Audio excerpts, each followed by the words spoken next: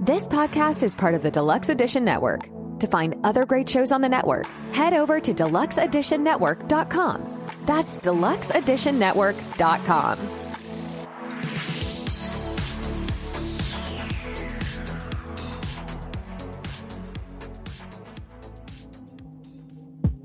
Never ignore patterns.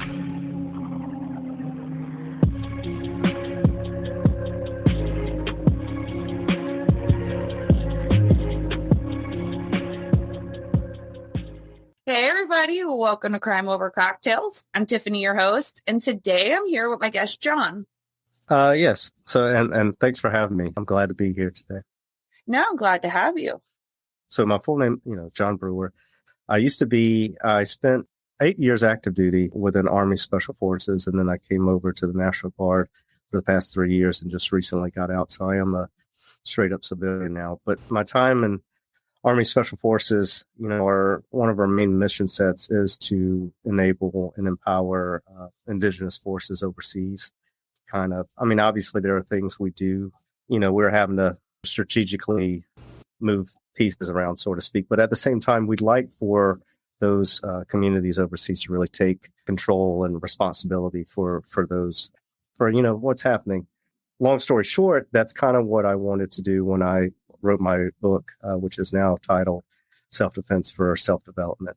Pretty much what it is it's just a book for any normal average person to gain a feel for their needs, their security needs more specifically, but also their life aspirations, because all those kind of align. And then from there, just takes a step-by-step process to identifying, kind of the security needs, safety needs, things of that nature, and the threats that are kind of around you, and then formulating those plans and developments to be able to take care of yourself in those. Because obviously, law enforcement can't be everywhere at once. And so that's why this, as I'm sure many of your guests in the past have kind of, alluded to, that law enforcement is very, they're busy with a lot of stuff at any one particular time. So really, truly what the mission is to try to give people at least a foundational understanding of how they can really take control and responsibility of their safety, so they're not relying on third parties. It's good to know. I mean, we're always talking about after the fact, but what if we could protect ourselves before these things even happen to us? Yeah. And actually that is a big thing, because, the saying goes, an ounce of prevention is worth a pound of cure. And that's really where this book comes into. And anything really, at first I was what was considered not considered, it's called a weapons sergeant. And then I reclassed to a medic. And the thing about medicine is that preventive medicine truly should be the front line strategies that we're putting in place. And same thing when it comes to safety.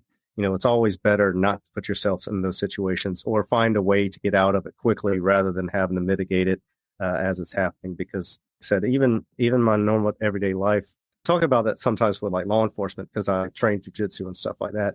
And my whole thing is that if I was law enforcement, I don't think I would want to ever really go hands on with someone if I didn't have to, because I don't want to get sweaty. Like, I'm that type of guy who's just like, you know what, I got a 8-hour shift that I still have to go through, or however long it's going to be after the fact. And, I want to be stinky afterwards. I want to be sweating. I'm just going to feel dirty, and I don't want to have to go through all that. And the same thing in, just normal everyday life, to where you come across these instances. Maybe they're not even really truly dangerous or threatening, but they're just inconveniences. And instead of, making them any worse or whatever, we should mitigate it to what it is, and then just kind of see our way out of it. That's kind of a different story altogether. But at the same time, that's kind of what, mitigating threats and dangerous situations is that it's always better not to see yourself in those situations. And sometimes it happens to where it's really no way around it, just depend on what the situation is. Sometimes we're just in the wrong spot at the wrong time. But that's where all that kind of training aspect comes into it, because one thing I do talk about in my book is that all these skills, and that's why the book is titled Self-Defense for Self-Development, is because truly all of these skills that you develop and train for self-defense are transferable skills that can be used in other aspects of your life. A great example of that is problem solving. It's something that, we do every day, but at the same time, maybe we don't understand exactly the methodology that we're using, and maybe we can refine it a little bit better so this is a little bit more efficient and things of that nature. That's one thing I learned in the military is that, obviously we take it to the extreme because our planning is so extensive and things of that nature. But at the same time, sometimes it's meant to be that way. Sometimes, and then other times maybe it is taken a little too far, but, and then maybe you find yourself in that nice sweet spot.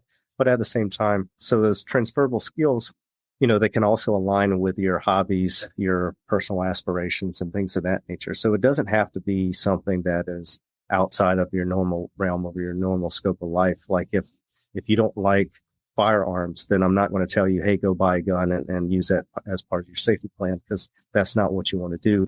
If you also use the example, if you're a runner and you've ran track or cross country during your high school, college career, and you're a good runner, then maybe that's part of your safety plan. Maybe instead of, trying to physically fight or something like that, you just take off and start running. And as long as it keeps you safe and keeps you out of danger, then that's the best way to go about it. So that's why the book is really meant to align those certain aspects of your life and then not mold it, but align it with self-defense. So it doesn't seem like you're, doing something that's just completely alien to you or something like that. It is something that you can take ownership of and most importantly, that you're interested in, because obviously we're not going to do anything we're not interested in.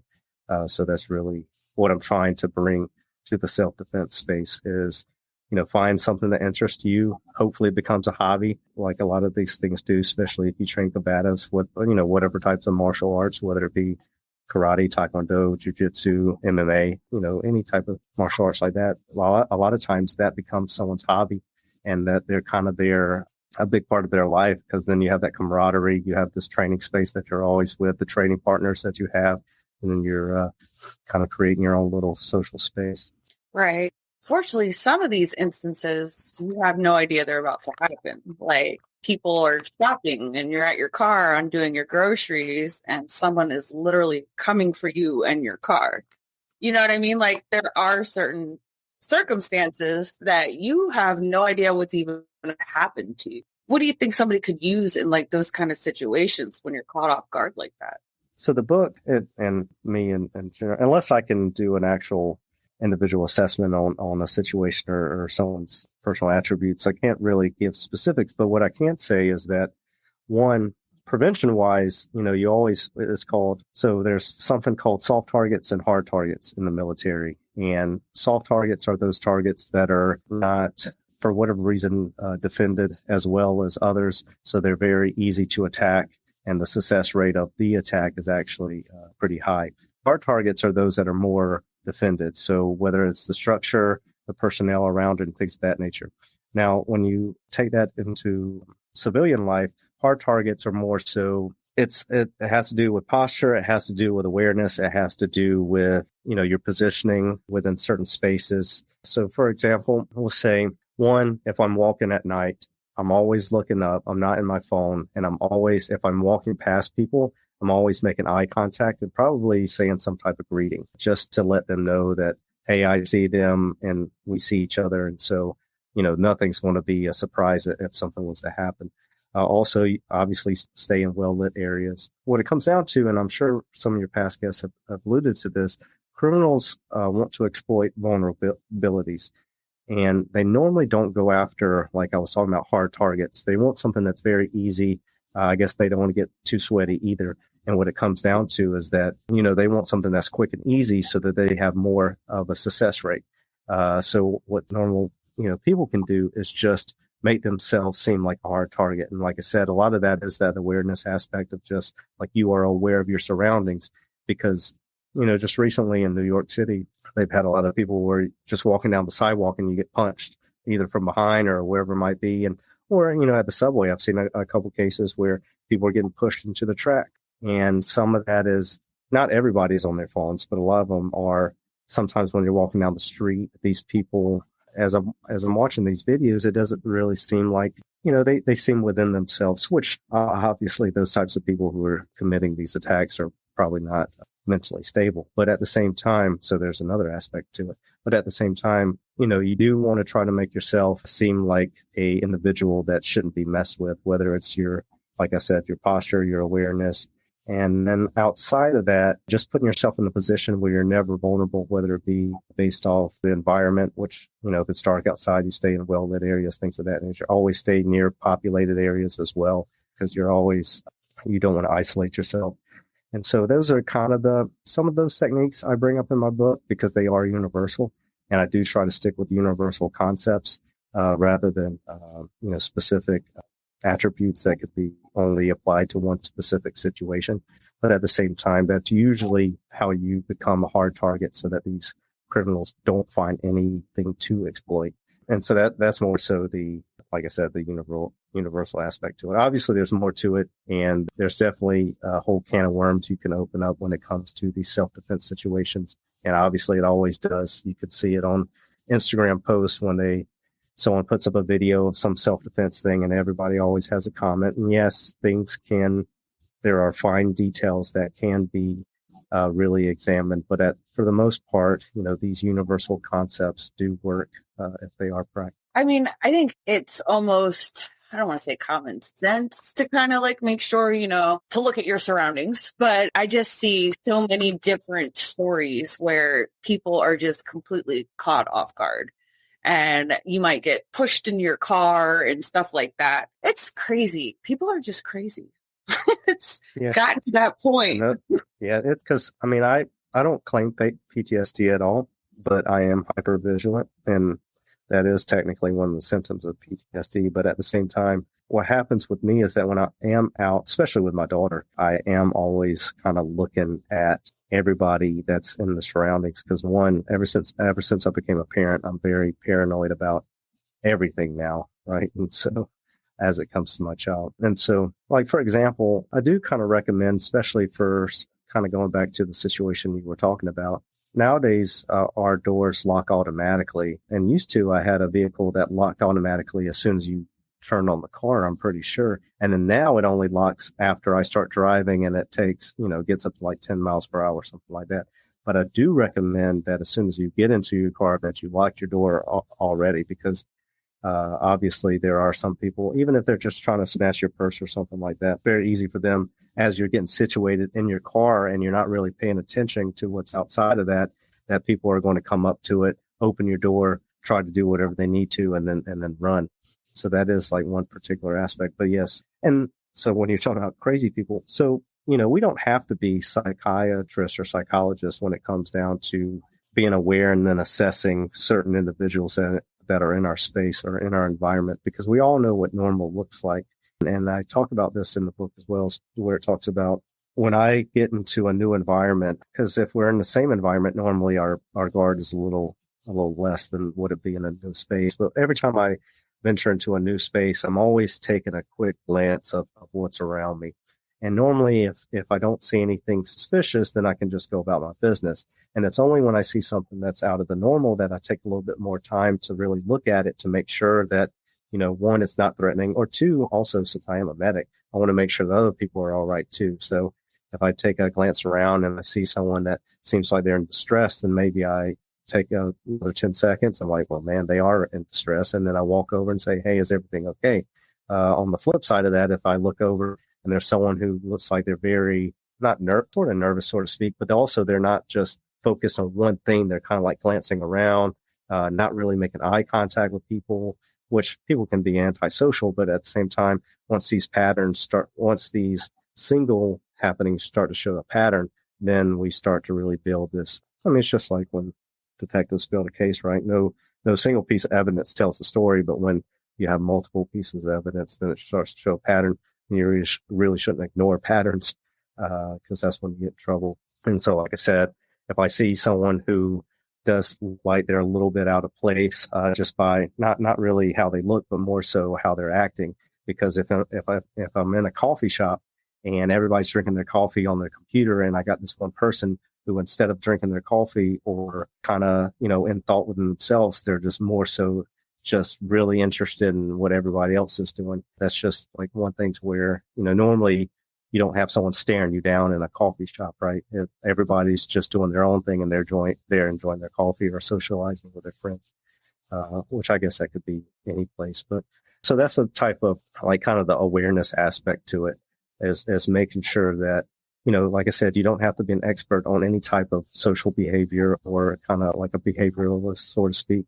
You just have to understand that we all know what normal looks like, so that when we see something abnormal, we just take a little bit more time to actually pay attention to it to make sure that it is not a threat.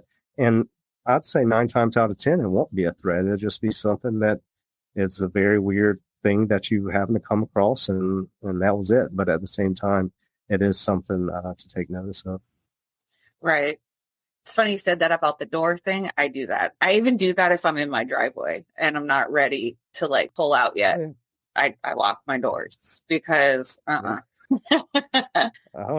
Which actually in my neighborhood, we just started Grand Theft Auto is up in our area, and I think it is pretty much across the country. I think certain groups and mostly it is younger people. I think they're it's just an easy way to make money to where, people aren't really locking their doors at night. So all they're really having to do is open the handle. They're not breaking into they're breaking in, but they're not having to like physically break anything to get in, and they're getting a quick dollar and things like that. So that's something in my neighborhood that we're dealing with right now. And then, so on top of that, because I lock my doors all the time. I mean, I'm not my house and my vehicle and things like that. Like when I sleep, I'm locking the doors and making sure that everything's secure, because we do make mistakes sometimes. And this is another thing I talk about in my book, layered security. So you want to have some redundancy in your planning so that if you do have a mistake here or there, or, maybe you're just tired one day and you do forget to lock, whatever door, that there is other doors that are locked before or after that one door, or, whatever it might be. Because like I said, there are going to be times when we do forget to do something. And so it's going to be better to have layers of security so that there is still protection there if you forget to do one thing here or there. So do you teach classes at all too? Or do you do one-on-ones with people? Or is it just kind of like the book? Right now it's the book. I do have plans in the future to provide kind of coaching services. At first, it will just be kind of consulting to where, we would sit down, go over your current capabilities, needs, things of that nature, and then kind of where you want it to be in the future, and then just create a plan and kind of a developmental program to get you there. And then once you kind of start to enact that, I'll be more so as a resource just to try to refine things as they come up. And then eventually the plan is to have a physical space for training, because I'm really big on scenario-based training. I think that scenario-based training is truly where a lot of people, that's where everything comes together. Obviously, there's times when you are only training a specific skill set or something like that, because scenario-based training is going to show you is one, mostly your reaction and your actually ability to perform under stress. But that is a key component to your safety, is because, I'll use the example of going out to a fire range. You can go to the fire range every single day and just hit straight on the bullseye every single time when in the least stressful situation environment. But as soon as someone is in front of your face and they're coming at you with I'll say a knife, because I think a knife is more scary than a gun, to be quite honest. They're coming at you with a knife, your heart rate is going to be jacked, your breathing is going to be extremely fast. And there's going to be so much going on that maybe your shot group isn't going to be as great as it once was. And I do think that scenario-based training is what bridges the gap between training those individual skill sets and then using them in real life. And in self-defense, we really can't train some of these things the way we would like to, because they are life or death type of situations. So although you want scenario-based training to be as real as possible, obviously it's never going to be anywhere close to the real thing. Scenario-based training is a lot of what we did in the military, especially once I got to a team and we started doing train-ups from deployments. That's pretty much all we kind of do, especially in the last couple months. It's all going to be scenario-based and really specific to what we think is going to happen. Now, obviously that's anything could happen here, right? I mean, you could get a home invasion, maybe robbed on the street, maybe assaulted. There's a lot of different scenarios that can happen here. So maybe you're not able to identify and train all of them. But at the same time, it's less about the specific scenario and more about your response to it. And it's all about keeping calm in the situation, remembering all your training up to that point and just relying on that. And that's truly what these life or death scenarios come to is that, you've already prepared for it. You know how your body responds to this type of stressful stimuli. And then you just enact the plan one, not just any plan, but the plan that's like your bread and butter, right? Because that's another thing, going back to aligning things that interest you. I don't want you to, it's a saying, you never want to try anything new out in a test. You want to train it before you take it to the test. So when it comes to the test, and when I say test, I mean life or death situation, you're going to what you know for sure is going to work. Like you have almost 100% certainty that if I do this, this is going to work. And that's really all it comes down to. So yes, to answer your question though, to go back to it, right now it's going to be just kind of the book and getting people that foundation to really, because the book is more so a template. So I kind of give universal concepts and things of that nature. And then I just kind of want people to fill in the blanks with what they have going on in their life, and then kind of what they see their life, what they want to provide their life in the future. And they just fill in the blanks. And then as time progresses, then I'll kind of be there as a resource and a mentor. And then hopefully as time progresses, then I will have a physical training space that people can come. And like I said, a big part of that will be scenario-based training. I do feel like that is a big component to preparedness.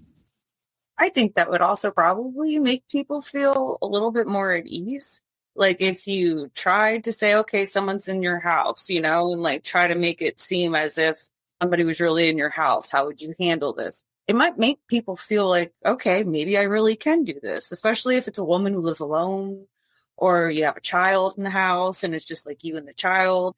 I don't know. I mean, I think it would make me feel a little bit better if I knew what the hell to do. I mean, you could train, and then the situation could happen, but it's a little different, and you're gonna be like, oh shit.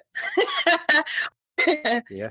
I mean, it's definitely not going to be comfortable at first. I mean, a lot of time, things that are very beneficial to us are never going to be easy or comfortable in the beginning. But what you find is that once you get over that initial jitters and nervous reaction that you get, once you fall into a little bit of uncomfortable, then you start to really, I mean, honestly, that's where people find themselves. They'll find out that, hey, like, I'm a lot more confident than what I thought I was, or, I really ran fast, right? And I didn't know I could run that fast. And it's just those types of things that happen, getting out of your, I mean, you hear it all the time with like motivational speakers and things like that, getting out of your comfort zone.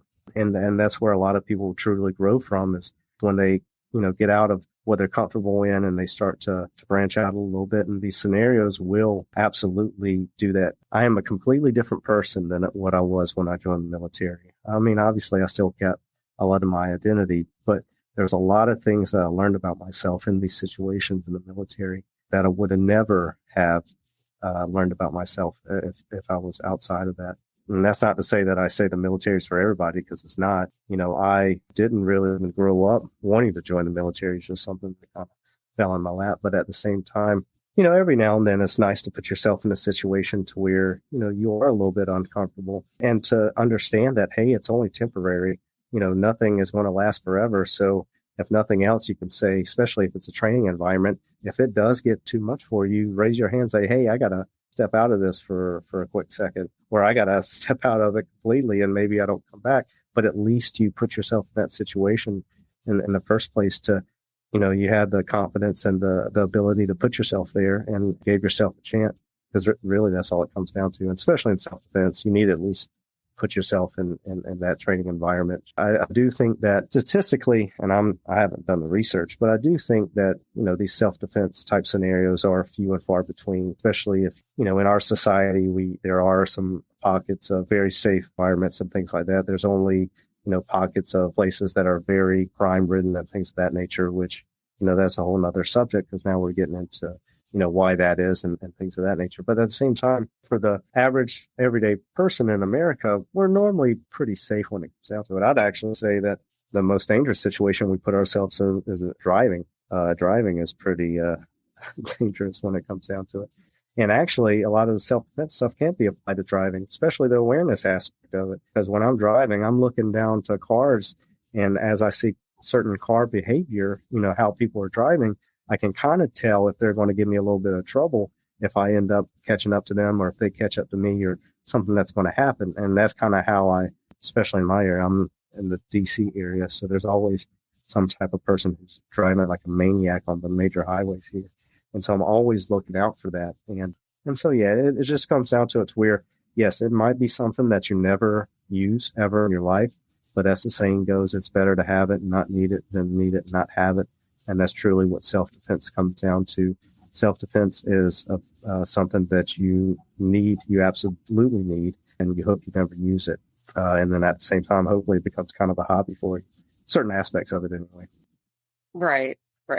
Yeah, I made a vow to myself that this year I was going to get comfortable with being uncomfortable. No, it's definitely, you definitely don't want to put yourself in that type of situation on a daily basis, so to speak. But yeah, to do it, to have like definitely, to set your parameters about it, right? Because the other day I was speaking to somebody like for phobias. Truly, I do think to get over a phobia, you kind of expose yourself to it more and more, whether just like, say, for example, my wife is very afraid of spiders. So for her, maybe what I'll do is I'll have a picture of a spider and I just show it to her one day. And I'm sure she even would have a reaction to that. Probably not a very good one. And then, as we progress, then instead of a piece of paper or a picture of a spider, I show her a video of a spider. And then maybe I get a toy spider the next day. And then obviously it's just ramping up to the real deal of spider. And that's kind of how, all these types of uncomfortable situations should kind of be. They should be step-by-step kind of a process.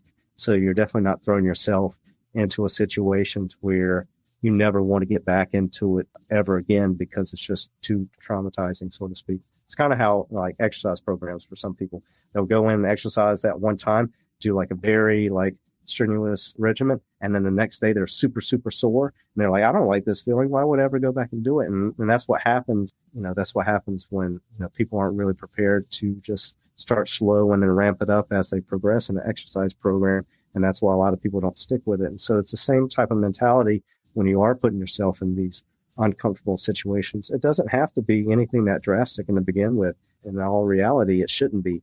And so you're just kind of taking it step by step, understanding it's a process, understanding that you're going to go through, some growing pains and things like that, but just understanding that thing in life is permanent and it will be good one day, bad the next day, and that's just how life is. Oh, that's definitely life, all right. Hopefully more good than bad, though. Yes. Hey guys, I'm Jamie Beebe. And I'm Jake Deptula.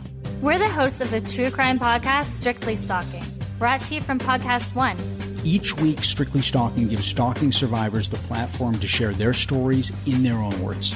Do you know why survivors refer to stalking as murder in slow motion? Have you ever felt like you were being hunted by a stranger? Would you know where to turn if a stalker was living in your house and you didn't know?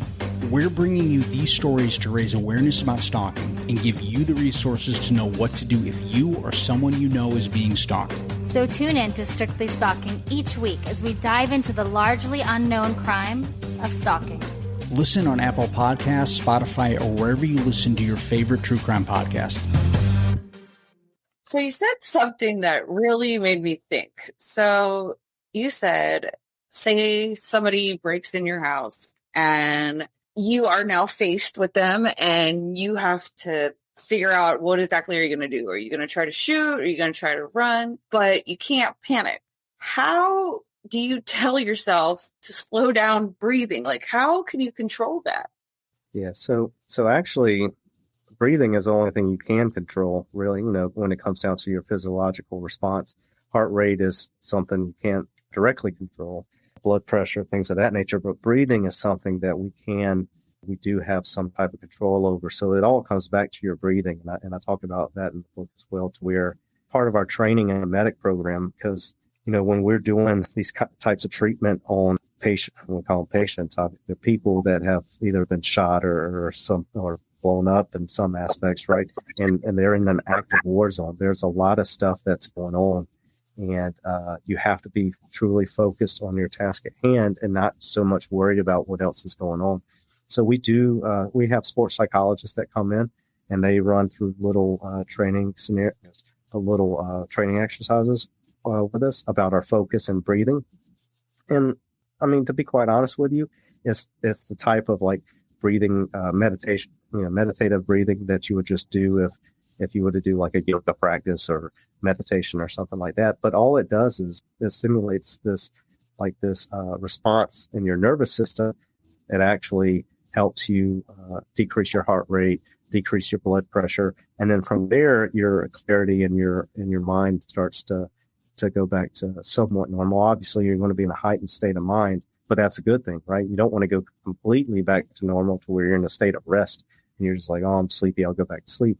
No, what you want to do is be in that nice little sweet spot to where you're amped up, but not so amped up that you can't function because you're all jittery and, you're like someone who's, just had 10 Red Bulls and things like that. So to answer your question, it is more about your breathing and really getting to really understanding how you control that breathing and then getting into a pattern to where you can lower your heart rate and your blood pressure and things like that. And then the focus training, that's a little bit different. So the focus aspect of it is just understanding. It's a little bit of like distraction awareness. And I talk about this in the book as well. And that's more of a practice that would then transfer over to these scenarios. And like I said, in our medical situations, when we're working on a patient and there's gunshots overhead, explosions here, stuff like that, we can't be distracted on those stuffs that are happening outside of that. And the same thing is going to happen in a real world situation, especially with people with family, maybe you have pets and things like that. So you have your dog barking in the background. Maybe now people up in your house and maybe there's a scream down the hallway. Like all these things are happening and you have to figure out what is the most important thing to address right now. And now in certain situations, it probably is going to be running straight to where the screaming is because odds are that's where things are happening. Now, if you have someone in front of you and that person screaming, and there's space in between, then now we're going to have to kind of prioritize a little bit and be like, well, I can't get to the person screaming until I neutralize this threat. And then once the threat is neutralized, then I progress down my priority list, so to speak. And so really that's starting to dive into kind of, specific aspects of certain scenarios. But at the same time, that's kind of the two things that, which you alluded to, which is controlling your breathing, because that's the only thing you really can control physiologically, and that will affect your other physiological functions. And then distraction awareness and really focusing on what's important at the time and knowing that, hey, yes, there are other things going on, but if I don't handle this one thing really quickly, then either someone is going to get hurt or it's going to cause me not to be able to handle, whatever else down the road. So it's and that's where the problem solving stuff comes back in, right? So now we have a quicker problem solving cycle so that we can run through that very quickly and get to these solutions very quickly. So do you think it would be beneficial for people to kind of work on these things on the side, like little tasks or something, just so you can get kind of used to, just God forbid, if something was to happen, at least you can be like, okay, let me prioritize, or let me do this, let me do that. I'm not sure if I'm saying that correctly, but Yeah. No. I mean, there's definitely, based off your like interest and hobbies, there's definitely things that I would recommend that people would practice on a daily basis. I think if nothing else, I think practicing breathing and mindful breathing is really, really beneficial just for your mental health and stress relief.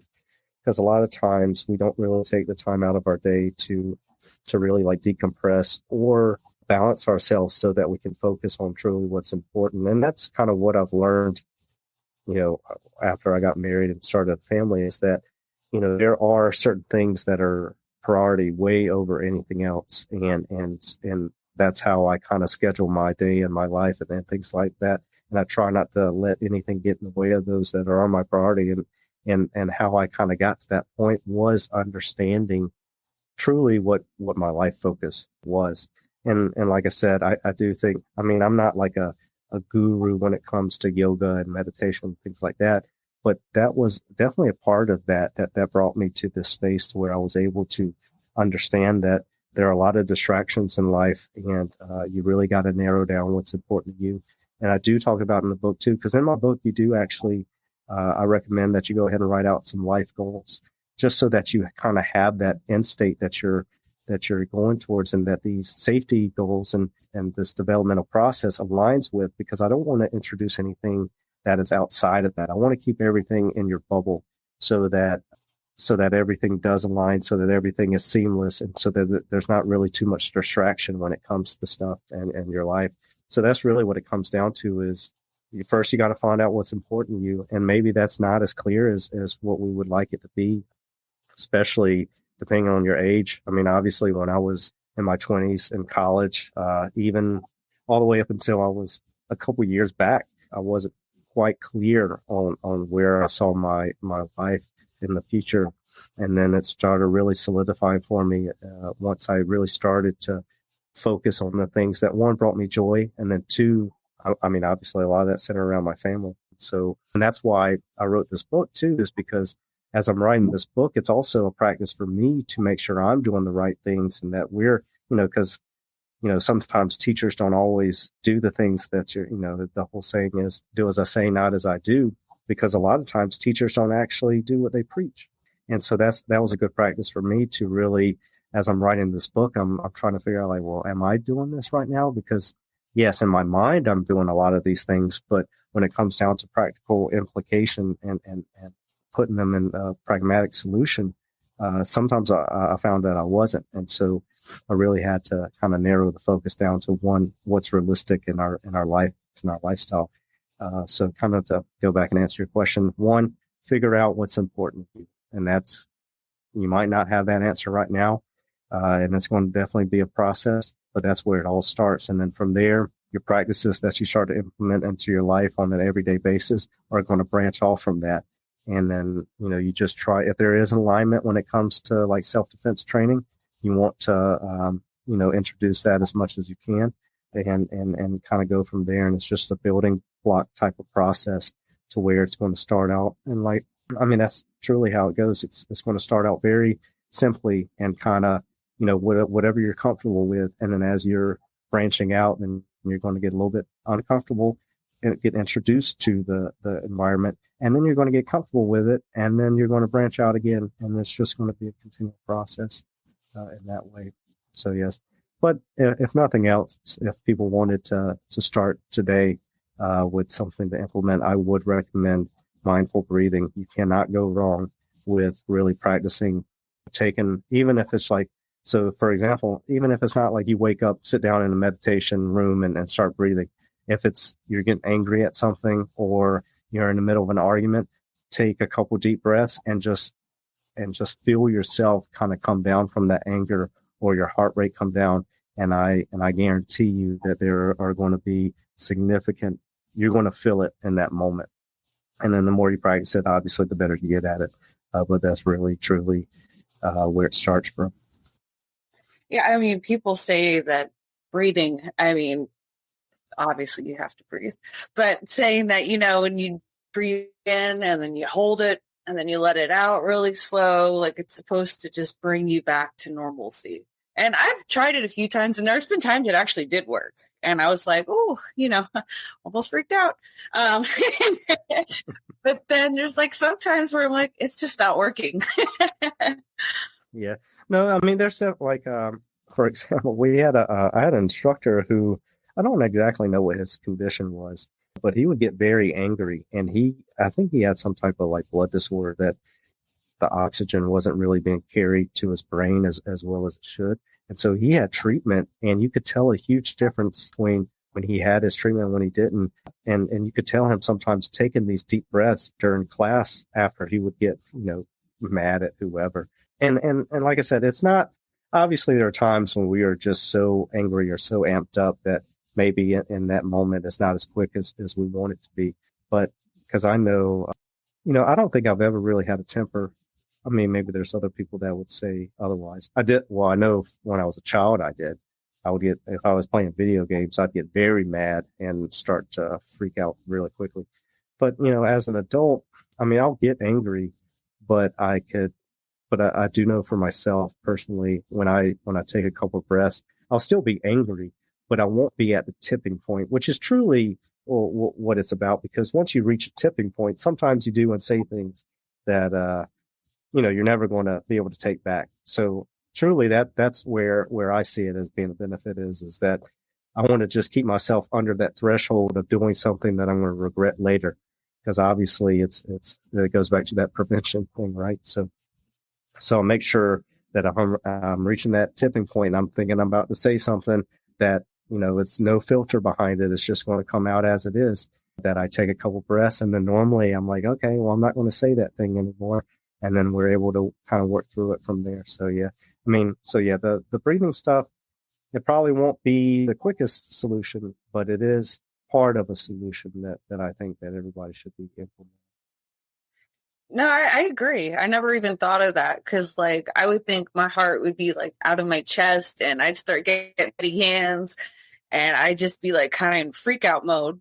But you're right. If you sit there and try to take deep breaths, I mean, every situation's different. I don't know how much time you got, but like, I think that really could be beneficial in most situations, at least, to try to regroup at least. Yeah.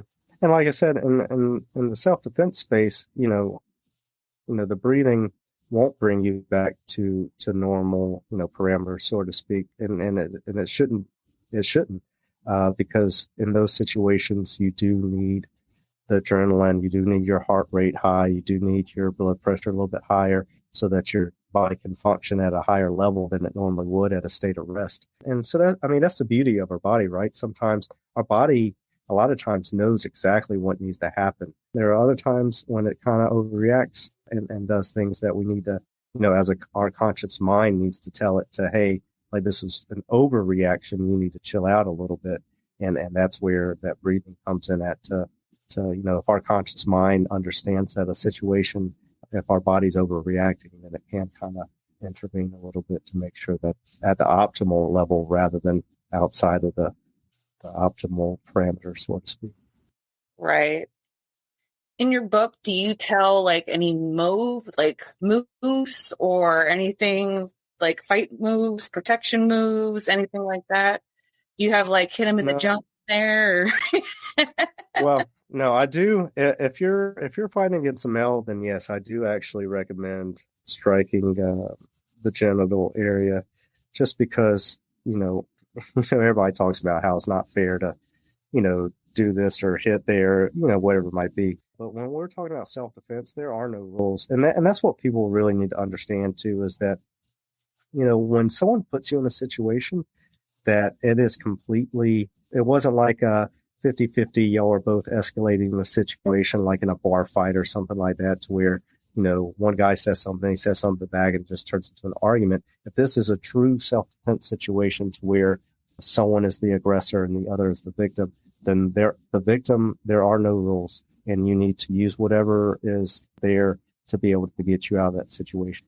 Now, when it comes to the book, I don't necessarily, like I said, I don't recommend any type of specific like courses of action, so to speak, but I do kind of give general concepts to go by, that can be universally applied. But, to answer your question, one, I do, like I said, if you're going up against a male, hit him in the groin as much as you can. I mean, it will put him down and then give you enough time to escape or do what you need to. If it's not a male, or even if it is a male, but you don't have access to his groin for whatever reason, eyes are very sensitive. Throat's very sensitive too. Even if, if you press against this little fleshy part underneath your Adam's apple, or if you're a female, it's just towards the base of your sternum. Those types of areas that are very sensitive to people, that's more so what I teach when it comes to getting out of certain, and that's more so like if someone's holding you down or something like that you are going for those sensitive areas so that they release their grip and then you can kind of get away. When it comes down to more something that you would need to train a little bit more of, like in jiu-jitsu, they teach framing.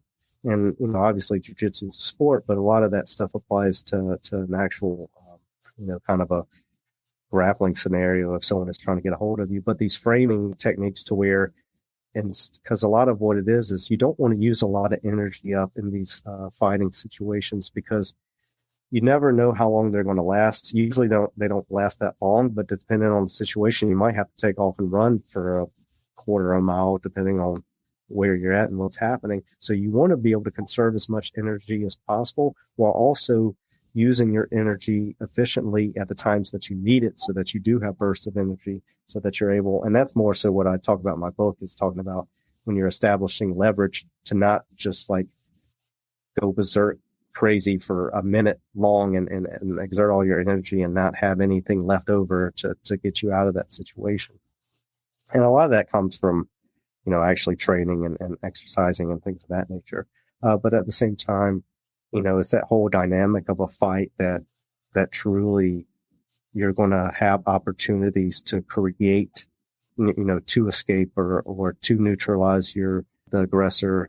And you just have to kind of understand when those opportunities come up and how to act in that moment and not wait. And in real time, you'll probably feel it. It'll be something kind of like intuition, so to speak, to where you'll just happen to feel it in your gut that now is the time that I can run or either throw a punch to get away from somebody or something like that. And so it'd be more instinctual than anything. But at the same time, I just introduced that kind of concept of, hey, like you can't go 100% in a fight the entire time. You will put yourself in a bad situation. So you have to understand when you are truly in danger and when you need to react. And then when you're kind of at a 50-50 stalemate and when you can kind of like slow it down a little bit and just trying to maintain what you have. And then once you have that advantage, and you take advantage of it and get out as fast as possible. And so that is a concept that I review. No, those are good points, because some people might be like, oh, let me go all Tasmanian devil real quick and maybe he'll go away or something, but then you're not going to have anything left.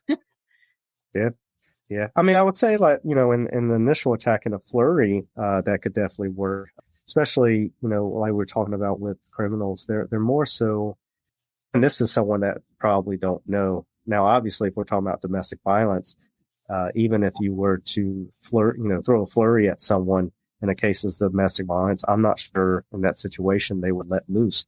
Now, if you're walking on the street and you're having to walk by someone and they try to attack you, and all of a sudden you just hit them with a 1-2, whatever type of series of punches, then they might actually run off because they wanted that easy target rather than the hard target that you're giving them. And like I said, with domestic violence, that's a little bit different dynamic. It's going to be more so, a personal, emotional type of situation. And that being the case, it probably is going to be more of a marathon, so to speak, than a sprint. And depending on your opportunities, obviously there's an opportunity to escape or whatever, then if it presents itself, then it will happen. But in a lot of my knowledge of domestic violence and things of that nature, it can be kind of a grinding type of situation to where there are going to be some high level of violence and intensity, and then probably is going to dip a little bit because of whatever's happening at the time. And then, you've got to just find the right time to really act on the situation so that you're not, like I said, you're not going 100% and wasting your energy all at once. Right. And that goes back to the scenario-based training. Obviously, not every situation can be trained, but as long as you understand that concept that a fight, depending on the situations, can have different, there's a better word for it, but story. Like every fight has a different story to where it has its climax and then its resolution. And then maybe there's different climaxes in between that. But just knowing that kind of rhythm of the fight itself will give you a better advantage. You just didn't know the concept at all. Right. And I mean, your attacker, they got to get tired too. So if they're the ones doing all this, then try to maybe look for when they're having a weak moment for you to power up or something like that. Yeah. Well, actually, in my personal, like when I do combatives, because I wrestled in high school and then I do jiu-jitsu now. And that's kind of what I did in my matches, to where I knew I was in better shape than other guys, just the way I trained. And so when the match would start, I would just meet their energy level and not give up too much. It'd be, obviously I was always trying to score points if I could, but at the same time, I'm only going the amount of energy that they're actually exerting as well. And then once they start to get tired, that's when I start to ramp it up. And that's when I start to really become the aggressor, so to speak. And so it's the same thing in, self-defense situations is if there is not, and it mostly applies to that 50-50 stalemate. Now, if they got a gun or a knife right in your face, then obviously you need to go 100% at that point in time, because that you are truly in danger at that point in time. But if it's, something to where there's no weapon, maybe they do have a hold of you, but it's not around your neck. It's not really anything that's life threatening. They just have a hold of you. Maybe you are just kind of holding yourself in that position. You're maintaining that kind of stalemate position and still maneuvering and doing things of that nature.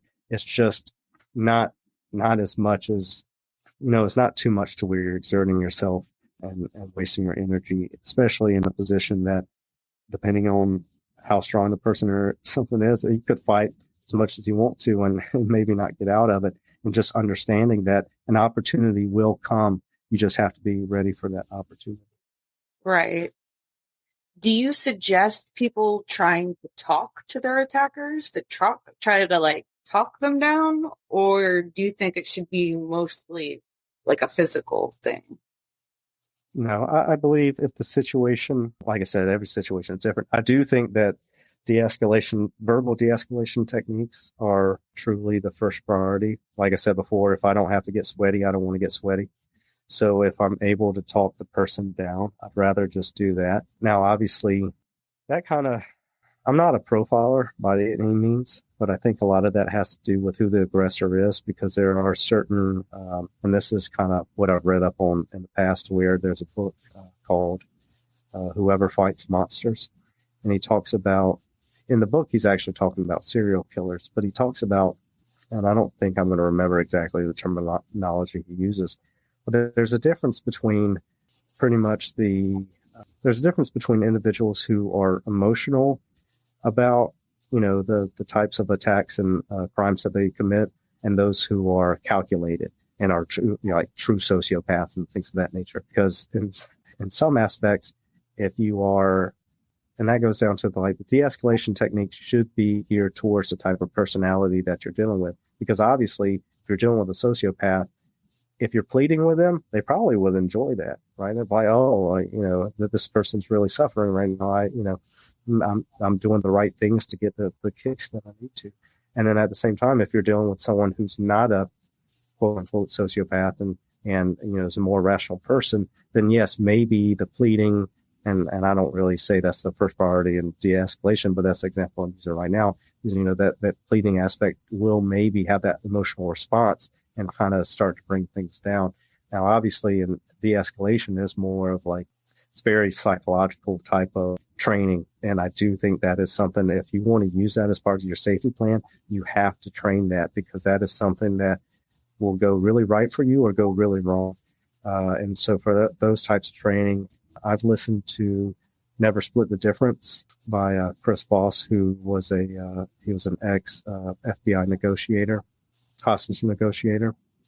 And he's more towards business now, but at the same time, these principles still do apply. Also, there's a book called Influence, which just kind of talks about behavior, human behavior and things like that, but how to influence human behavior. And so all that kind of mixes together to really have the best outcome in these type of situations. But yes, if I do think first and foremost, you should try to use verbal de-escalation. But like I said, it's got to be something that you practice, because, every situation is different, and, human behavior is easily trackable in a sense.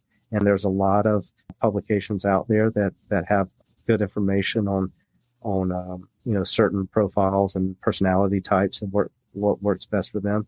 And that's really where you have to implement it at, because it's not one size fits all. It's definitely going to be something that where you have to understand the personality type to be able to use these particular verbal de-escalation techniques. Yeah, I mean, there's no two people alike, so totally, I get that. If somebody wanted to get your book, where is it available at? So it's not published right now, which depending on when this goes live, I'm looking for it to be published in June. Oh, okay. It will Yeah, it will be mostly available on Amazon. And then I'm also going to look to do an audiobook version of it as well, because if you're anything like me, I'd rather listen to a book than read it nowadays. Especially, it's easier to do it while you're driving as well, which I'm sure that's why a lot of people listen to podcasts. But yeah, so I'm hoping it'll be available around June, and then it'll be titled Self-Defense for Self-Development. But you'll also be able to find links to it on my website, mindshieldandspear.com. And then also, if people just want to get in touch with me, they can also go to my LinkedIn page and send me a message there, or they can also send me an email at info@mindshieldandspear.com, and I'll be able to kind of, whatever the inquiry is, whether it's just where to find a book or, just any general advice. Obviously, like I said, when it comes to self-defense, there's a lot of stuff that goes along with it, so I can't really truly give specific advice in some cases, and neither would I'd like to, because truly I am the type of person that I do feel like it's better when we come up with the solution ourselves. So more so the facilitator rather than the answer giver, so to speak. So I'll kind of facilitate the way you come to the solution rather than me just give it to you. And that's not to make, the process more difficult. That is just because I do feel like when people take ownership of their, the problems and their life, they do have a better outcome. I agree, because then when the answer is given to you all the time, when it comes down to the real thing, you might choke. But when, you've been able to problem solve on your own, then it might actually come a lot naturaler and easier and hopefully faster.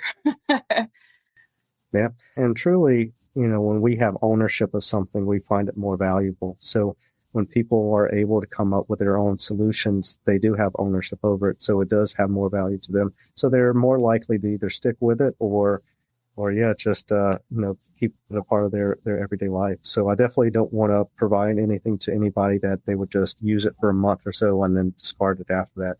I'd rather them come up with a solution that's going to work for them.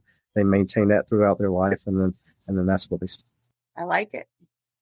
Is there anything else you wanted to add? As where my stuff is more universal, I think your podcast will do a great job. And when, other experts come on, they'll be able to give more insight on the actual, specific crimes that people talk about. And so I think it's a nice combination of universal type of technique and then applied to, whatever, because like you said, everybody's in a different situation, and hopefully none of your audiences are dealing with any type of situations where they're at risk or threat of harm or something like that. But obviously, we all have stuff going on behind closed doors. So I hope that if anything, some of this information, gets to the right people if they need it. And then if not, then obviously, reach out to people when they're in need. And because you never know, because actually I wanted to start my career in counter child exploitation and kind of human trafficking type stuff. But I realized that is a very closed field, and you're only kind of let in if you're, quote unquote, an expert, usually with a degree in social services or something like that, which I do not have a degree in. And so I decided, hey, I'm not there yet. So what is my bread and butter? And that's when it came down to the principles that I learned in the military when it comes to security. So that is something that right now I can give to people so that it can better their lives, and especially, children, because, they can't protect themselves. They have to rely on adults to do it for them. And hopefully they are surrounded by adults that aren't, that are rational and, not doing the harm, themselves. But at the same time, that's more so a lot of where this book is coming from too, is that I really want to make sure that, the people that can't protect themselves are protected in some manner or fashion. So, yeah, so I thank you for having me too, because obviously a lot of people, they like hearing about those stories and stuff like that. My wife is the same way. She likes true crime stories and stuff like that. But it's, I do feel like it's just to make sure that people don't put themselves in the same situations that they're hearing about, that this would be the best way to do it. Absolutely. That's why, I am like making sure that my show is like well-rounded. We're going to cover every kind of instance, every scenario, everything, because there's all kinds of crap that happens out there. And this could help somebody. And, why do we have to wait for something to happen to prepare on how to handle it? So I thought this would be very useful for people. Oh, yeah. Yeah, and a lot of people won't really pay too much attention to it for whatever reason. One, I think a lot of people think self-defense is aggressive, which is actually not. It's the complete opposite. Self-defense, you're not the aggressor, you're the victim. But that's why I had to change the title of the book, because at first it was kind of the title of the same phrase as my company name, which is Mind, Shield, and Spear. A lot of people thought that sounded aggressive, so I was like, well, let me switch up the title a little bit so that it sounds less aggressive and more so, because it truly is a self-help book. And so that's what I'm trying to brand it as. And that's why I changed the title to what it is now. But really, I'm just trying to change that stigma around self-defense where, everybody thinks that just because, you happen to be training in some type of, physical space that maybe is violent in nature, that doesn't mean you're a violent person. It just means that you're a prepared person. Same thing like in the military. We train in a variety of skill sets. But that doesn't mean that I'm just going down the street and, on deployment and picking fights with random people, right? And so it's just really trying to change that outlook on self-defense is what I'm trying to do. And hopefully, as I market myself and things of that nature, it definitely won't change. It only reach the audience that it'll reach, but hopefully within that audience, it'll change their perspective. Yeah, you never know. It might open someone's mind up to something that they didn't realize. Yeah.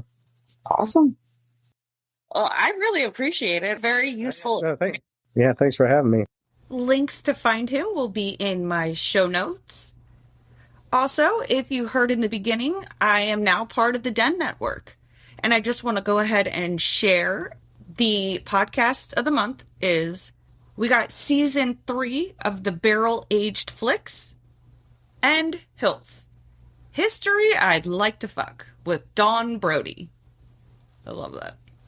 My links will also be down below. That way you can like, follow, and subscribe. That much easier. And don't forget to check out Strictly Stalking. If you really like my show, you're really going to like theirs too. Same concept, but it's all stalking. All right, you guys. Thank you for listening as always, and we'll talk crime another time. Bye.